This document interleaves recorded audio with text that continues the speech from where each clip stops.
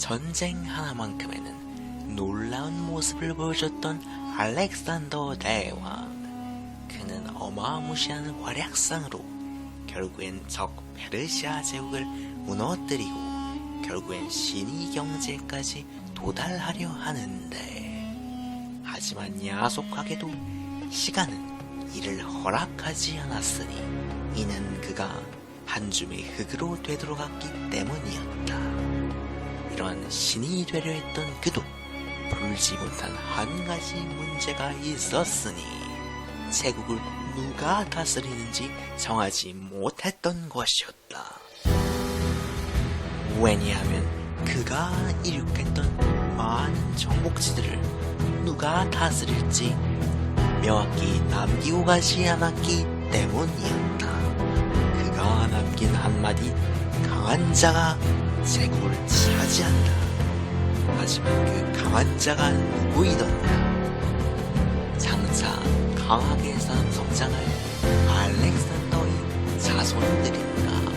아니면 강력한 힘을 갖고 있던 그의 부하들인가?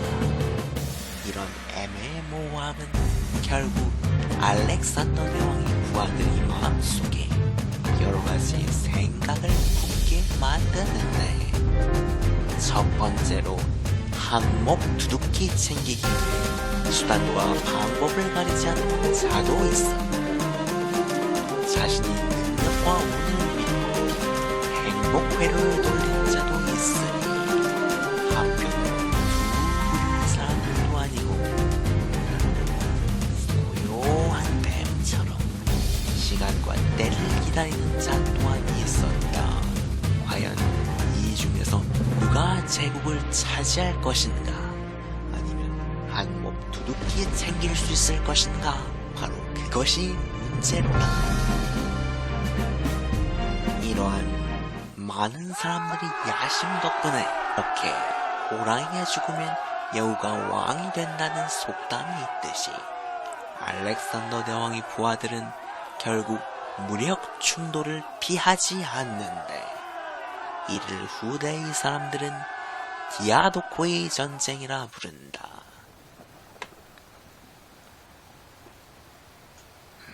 권력과 부를 차지하려는 이런 치열한 전쟁 속에서 아무런 관련이 없지만 크나큰 전쟁의 화마에 휩싸인 섬이 하나 있으니 이것이 오늘 주제인 로도스 섬 되시겠다 이 말이요. 오늘 주제는 바로 앞서 말했듯이 로도스 섬, 전쟁 속에 휘말렸던 로도스 섬에 세워졌던 거대한 동상 로도스의 거신상에 대해 한번 이야기해 보겠습니다. 자, 모두 가시죠. 로도스의 거신상은 바로 말 그대로 거대한 신을 조각한 동상입니다. 이는 로도스 섬이 크나큰 명물이고, 또 이것이 후대까지 알려져서 로도스시 깃발이나 각종 기념품들의 로도스 섬의 거신상이 빠지지 않고 등장하는 계기가 되었죠. 이는 고대도 마찬가지여서 여러 고대인들은 로도스 거신상 그 자체를 보거나 아니면 거신상의 잔해만 보고도 놀라움을 금치 못해서 로도스 섬에 방문하는 사람들이 이 방아에 매일 오르내리곤 했었죠. 로도스 섬은 대체 어디에 있는 곳일까요? 자, 이 로도스는 로도스 섬을 의미하는 것이기도 하고, 한편으로는 로도스 섬에 있는 로도스 시를 의미하는 것이기도 합니다. 오늘날에는 그리스 영토에 있는 섬이지요. 크기는 제주도와 비슷하다고 보시면 될 것 같습니다. 하지만 이 섬은 특이하게도 그리스 영토임에도 터키와 매우 가까이 붙어있죠. 이는 정말 신기한 것이 아닐 수 없는데요. 이는 다음번에 터키와 그리스 간의 관계를 다룰 때 한번 이야기해 보도록 하겠습니다. 그래서 이 로도스 섬을 요약을 한번 해보자면, 자, 그리스 영토의 섬이지만 터키 쪽에 더 가까이 붙어있고, 섬 크기는 제주도와 비슷한 그런 아름다운 지중해 위에 떠있는 섬이라고 보시면 될 것 같습니다. 자, 그럼 오늘의 주제인 이 거신상에 대해서 자세히 알아보도록 하겠습니다. 과연 이 놀라운 거신상의 주인공은 누구였을까요? 네, 이 거신상의 주인공은 놀랍게도 그리스 신화 속에 태양을 담당했던 신 헬리오스라는 남신입니다. 특이하게도 로도스 사람들은 그리스 본토 쪽 사람들이 제우스, 포세이돈, 아폴론 등등을 자기들을 지켜주고 보살펴줄 신으로 섬겼을 때 특이하게도 이 신을 선택했죠. 자, 그럼 이 헬리오스라는 신은 도대체 어떤 일을 했길래 이 로도스 사람들이 자신들 보살펴주고 지켜줄 신으로 섬겼던 것일까요? 네, 방금 전도 말했던 것 같기도 한데 이 헬리오스라는 신은 바로 태양을 담당하는 신이었습니다. 네, 맞아요. 이 반짝반짝하게 빛나는 태양 말이죠. 이 태양을 담당한다는 건 아주 놀라운 일입니다. 왜냐하면 이 태양이 없다면 이 지구상에는 동물들이나 식물들이 자라지 못할 테고 결국은 이는 생명을 담당하는 거하고 비슷한 영향력을 지니고 있기 때문이죠. 이 헬리오스라는 신은 반짝반짝 빛나는 황금마차나 태양마차를 타고 말 4피를 몰면서 왔다 갔다 하늘을 갔다고 합니다. 이렇게 이 반짝반짝 빛나는 어마무시한 전차가 하늘을 왔다 갔다 할 때마다 우리는 그것을 태양이 뜨고 지는 것으로 본다 이거죠.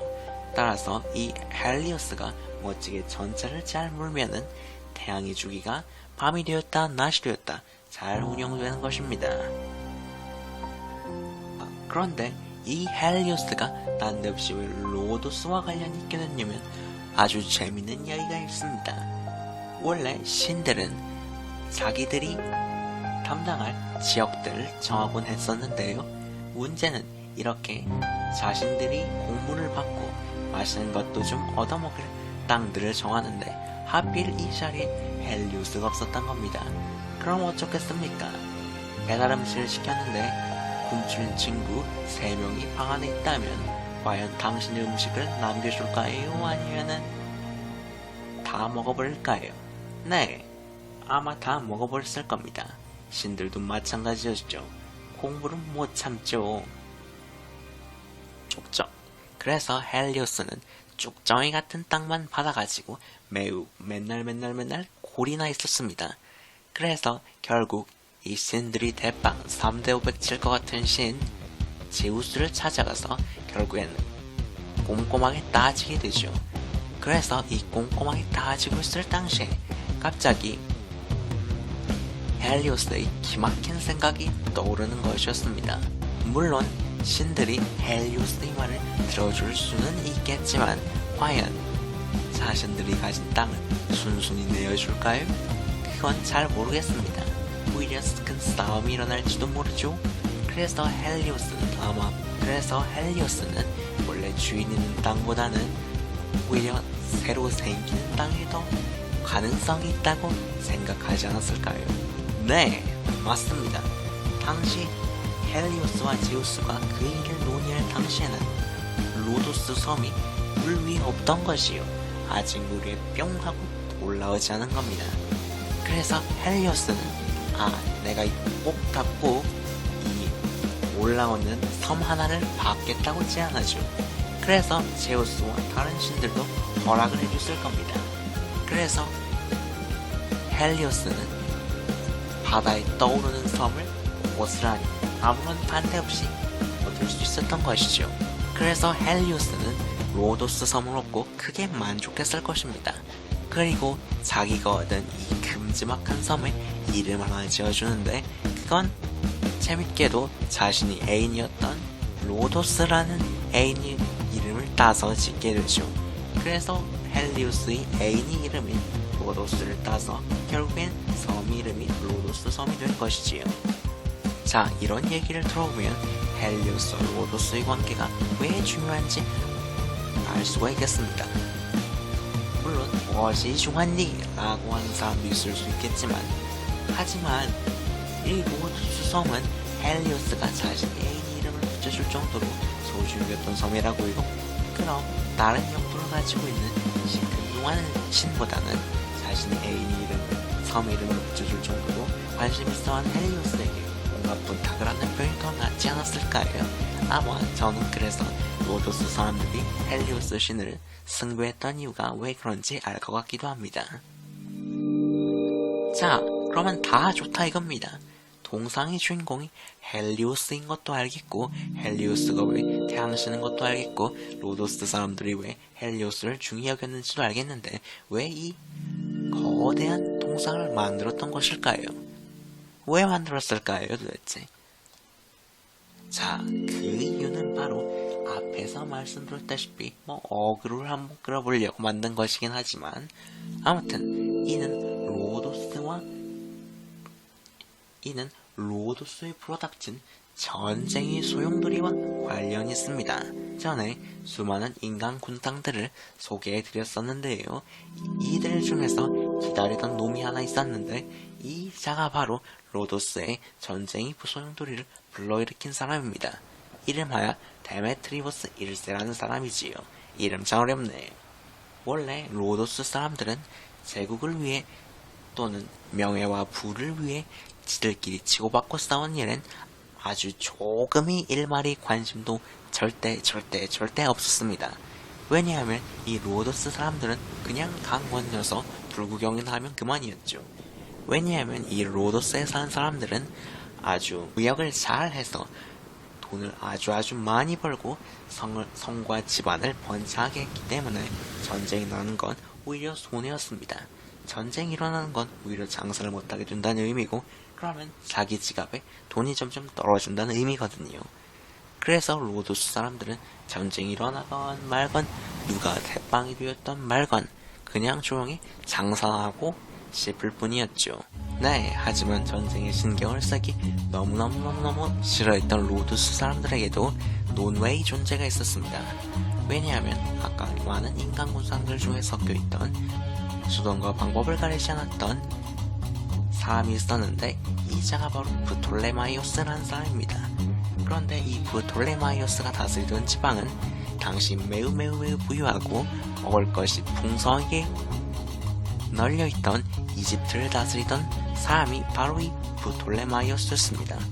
자, 그래서 어떻겠습니까?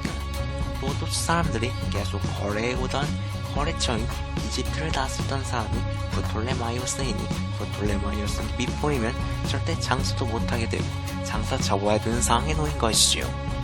그래서 로도스 사람들은 이집트에 있는 프톨레마이오스에게 밑보이지 않기 위해서 정말 열심히 가까운 관계를 맺을 수밖에 없었던 것입니다. 이는 이집트라는 땅에 수많은 이익이 걸려있기 때문이기도 하였죠.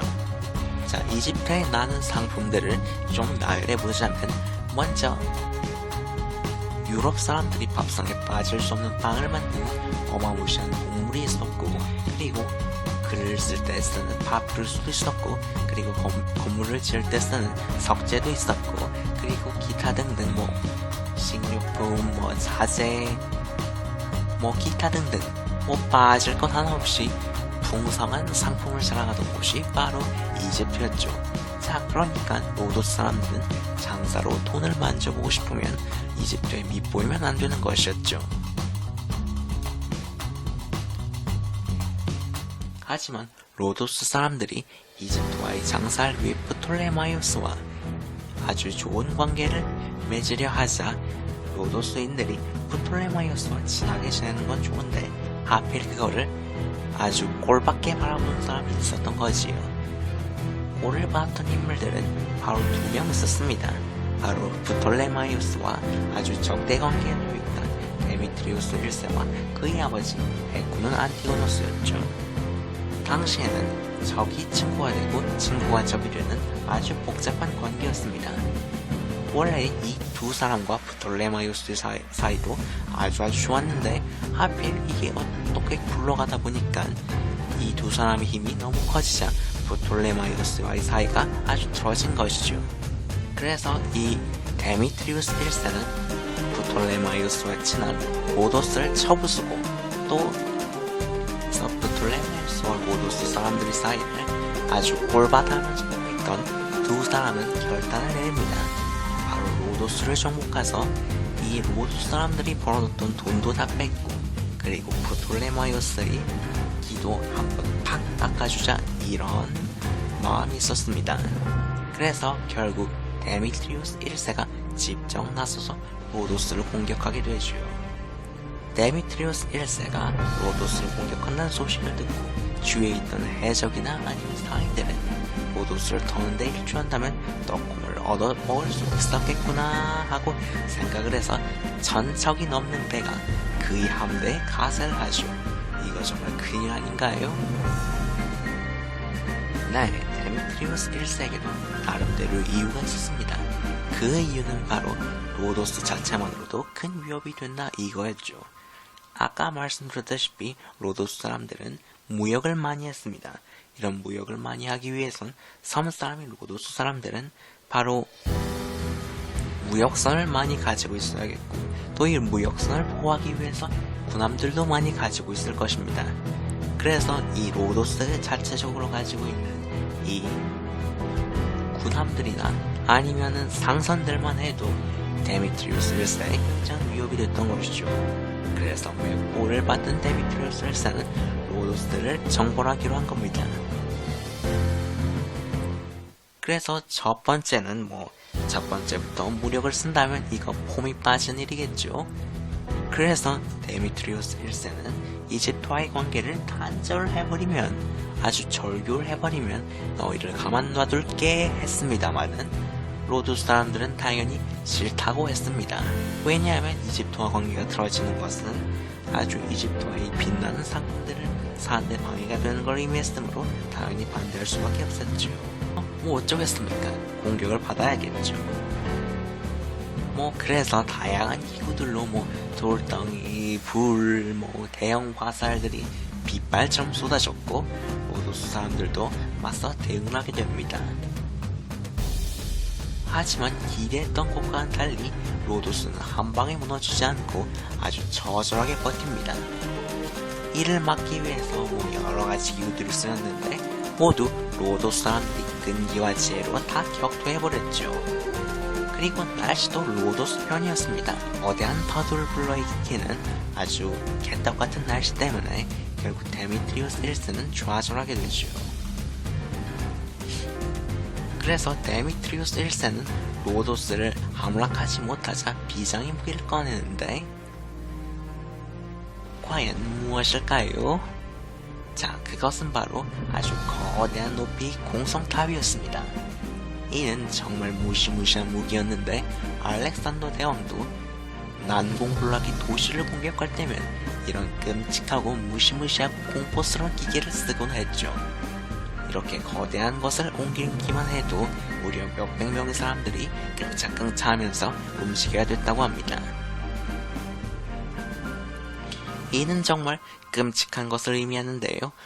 왜냐하면 로도스의 성벽은 그동안 다양한 것에 맞서 싸웠지만 이렇게 높은 공성탑이 내려다보면서 화살과 돌 등이 소화된다면 성벽은 무너져버리기 뻔했기 때문이지요.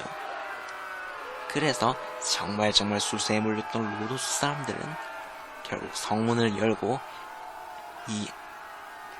열고 거대한 공성탑을 가로막는 아주 담대한 작전을 세우면서 결국 혀를 찔러서 결국 이 공성탑들이 다가오지 못하게 막는 데 성공했습니다.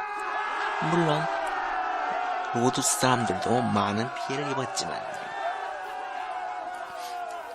그래서 데미트리우스 1세는 이것도 안되고 저것도 안되고 그래서 데미트리우스 1세는 정말 화가 많이 났을 것입니다. 비장의 무기를 써도 안되고 바다로 들어가는 것도 안되고 또 그냥 공격해도 함락이 안되니 이거 정말 귀신이 복할 노릇이었죠. 또 나쁜 소식이 한 개 들려옵니다. 네, 안 좋은 소식이 하나 들려오는데 그것은 바로 이집트군이 구원군이 도착했다는 것입니다. 그럴지 데미트리우스 1세의 군대는 이 성 안의 사람들과 이집트군에 포위된 이런 아이러니한 상황에 놓이게 된 거죠. 이제 데미트리우스 1세에게 주어진 답은 당연히 두 가지밖에 없었습니다. 용맹하게 이 두 군대에 맞서 끝까지 죽도록 싸우거나 아니면 때를 봐서 슬슬쩍 빠져나오는 현명한 방법이 있었죠. 그래서 결국 데미트리우스 1세는 가지고 왔던 갖가지 공성장비는 물론이고 무기들까지 다 땡그렁 버려버리고 결국엔 돌아가 버리게 되죠. 자, 그래서 결국 이 로도스 사람들이 이겨버린 것입니다. 처음에는 모두 강력한 데미트리우스의 공격에 성이 함락되고 자신은 모두 죽을 것이라 생각했지만 결국엔 기적적으로 이겨낸 기적적 승리죠. 그래서 로도스 사람들은 물론 구원군을 끌고 프톨레마이오스에게도 감사의 의미로 구원자라는 별명도 붙여주었지만 오히려 이 승리를 섬의 수호신인 헬리오스에게 돌립니다. 그래서 이 헬리오스의 호의를 기념하기 위해서 뭘 하면 좋을까 라고 생각하기 시작했죠. 그래서 생각한 것이 바로 이 로도스의 거신상입니다. 바로 헬리오스의 모습을 본따서 거대하게 로도스의 동상을 만들자 이거죠. 뭐 동상 많이 있잖아요. 뭐 자위 여신상도 있고 과문에 있는 세종대왕 동상도 있고 뭐 많지 않습니까? 저희 뭐 초등학교에도 뭐 동상 있긴 하던데 뭐 이거는 뭐 각설하고. 로도스 사람들은 청동들을 모으기 시작했을 뿐만 아니라 데미트리우스 1세가 놓고 간 무기며 뭐 공성탑에 붙어있던 금속들을 팔거나 또는 녹여서 이 동상을 쓰게 됩니다. 뭐 이런 경우 종종 있지 않습니까? 뭐 어떤 경우는 뭐 전쟁 무기들을 녹여서 또는 예술작품을 만들기도 하고 그렇잖아요. 그런데 이러한 동상을 세웠음에도 불구하고 몇백 년, 아니죠 100년도 지나지 않았는데 대지진이 거신상을 쓰러뜨려 버렸습니다.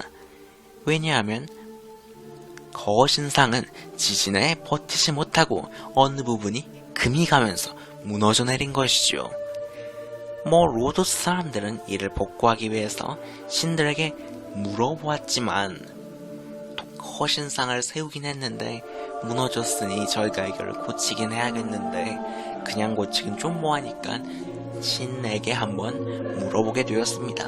어찌하면 좋을까요? 그 신상 고치지 마라. 지진은 헬리오스 신이 분노를 일으킨 것 때문이니. 이 소식을 듣고 프톨레마이오스 1세의 후손들이 찾아와서 자기들이 돈을 낼 테니 제발 복구해주지 않을래? 라고 말을 하긴 하지만 로도스 사람들은 이 신이 말을 빌려서 이를 다 모조리 거절하죠. 아깝네요. 이거 무료로 복구할 수 있는 기회였는데. 물론 이 거신상은 워낙 거대하고 워낙 유명했던 터라 후대의 사람들에게 관광지로 오래오래 화제됐습니다. 뭐 그리스 사람들이나 뭐 로마 사람들이 와서도 아주 좋은 구경거리라고 구경하고 갔죠. 놀라운 것은 이 동상의 크기였는데요. 어느 한 기록에 보면 이 성인 남자가 손가락 부위를 꼭 껴안았음에도 제대로 다 앉지 못했던 정도였다고 하니 정말 놀라운 규모가 아닐 수 없죠. 자, 물론 이 섬에 와서 동상을 본 사람들이 훌륭한 구경거리라고 항상 생각했던 것은 아닙니다. 후일 이 섬을 점령하게 될 아랍 사람들은 이렇게 무너져 있는 거신상을 보고 어떤 생각을 했냐면 바로 고물상에 팔면 거대한 돈 좀 만져볼 수 있겠다는 생각을 하게 되죠. 그래서 이 섬을 점령하고 나서 고물상에게 이 청동 거신상들을 가져가고 우리에게 그 대금을 줘라고 거래를 제안함으로써 결국엔 거신상이 감쪽같이 사라지게 되었습니다. 이 거신상의 잔해를 다 옮기는 데만 해도 낙타가 900마리나 들었다고 하니 정말 제 입장으로는 상상도 가지 않는 양이었을 것 같습니다. 물론 이러한 조각들은 결국엔 나중에 다 사라졌겠지만요. 그래서 이렇게 거신상은 허무하게도 이렇게 거신상은 허무하게도 그 자태와 위용을 100년간 제대로 보이지도 못한 채 결국엔 고물상에 팔리는 처지가 되고 말았습니다. 또 남은 구체적인 장소나 포즈, 기타 등등이 정보들도 별로 없어요. 그게 바로 오늘 이 동영상의 짧은 이유이기도 하지요. 하지만 로도스 사람들은 이에 개의치 않고 여러가지 신박한 제안을 내놓는 것 같습니다. 로도스 시 깃발에 로도스 거신상의 모습을 새겨넣거나 아니면 관광지에 팔리는 기념품들에 로도스 거신상을 꼭 박아넣어서 수입을 짭짤하게 올리고 있지요. 오늘날에도 로도스 섬은 그리스에서 1, 2위를 다투고 있는 멋진 관광지라기도 하니 정말 예전과 다를 바가 없네요. 옛날 사람들도 이 거신상 좀 보겠다고 로도스 섬에 오는 사람들도 매우 많았기 때문입니다. 정말 옛날과 오늘날의 로도스 사람들은 정말 한결같. 정말 옛날과 오늘날의 로도스 사람들은 정말 한결같네요. 어쩌면 이게 역사의 묘미일지도 모르죠. 고대의 로도스인이나 현대의 로도스인이나 결국에는 이 거신상으로 돈을 벌고 있는 것과 같으니까요. 자, 오늘은 이 로도스 거신상 얘기 어떠셨습니까? 저 길게 얘기하고 싶지만 정보가 워낙 적다 보니 동영상이 짧게 끝나게 되는데 원래 뀨띠빠빠가 중요한 거 아니겠습니까? 그럼 저는 다음 블로그 사이트를 조사하러 그럼 뀨띠빠빠 하겠습니다. 안녕.